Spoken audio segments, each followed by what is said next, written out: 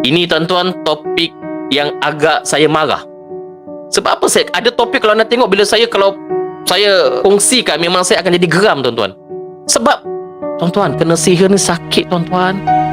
Anda bayangkan kes ini yang tahun lepas. Baru tadi saya terbaca. Wanita ni tuan-tuan dia ada Facebook.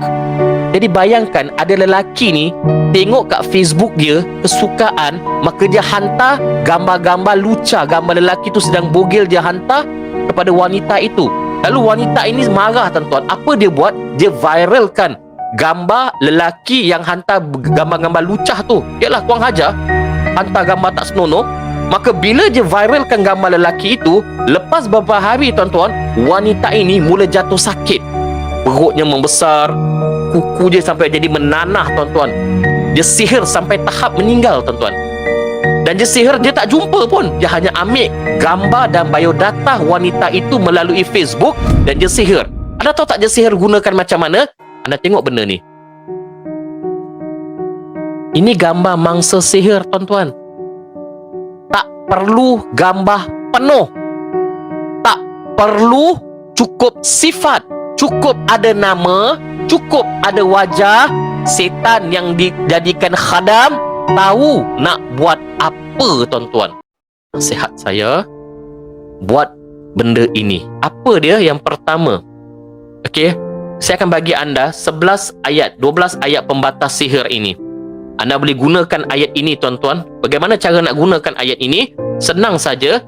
Anda boleh bacakan ayat ini pada air dan buat minum dan buat mandi. Fatihah baca 7 kali sampai ayat iyyaka na'budu wa iyyaka nasta'in. Hanya kepada engkaulah ya Allah tempat kami menyembah, hanya kepada engkaulah ya Allah tempat kami memohon. Waktu itu dalam hati doa, ya Allah, isteri aku kena sihir ya Allah, batalkan sihir ini ya Allah.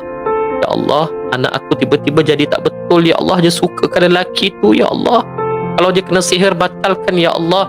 Lepas tu baru baca ihdinas siratal mustaqim sampai habis. Lepas tu baca lagi Fatihah sampai ayat iyyaka na'budu wa iyyaka nasta'in.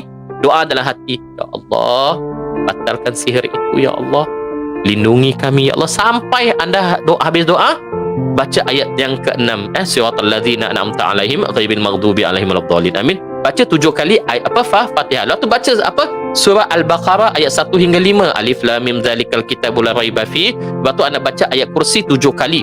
Baca ayat kursi dengan 9 kali berhenti, 9 waqaf.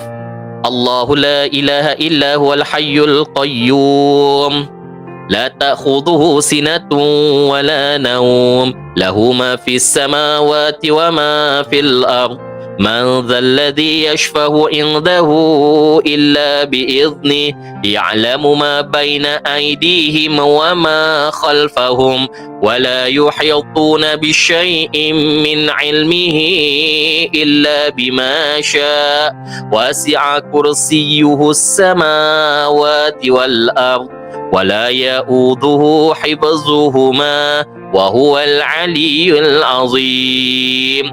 9 kali berhenti, 9 waqaf, ayatul kursi baca 7 kali tuan-tuan pada air dan buat minum dan buat mandi selalunya. Insya-Allah, insya-Allah apa bentuk sihir, apa bentuk gangguan yang berada dalam tubuh kita dengan izin Allah akan batal.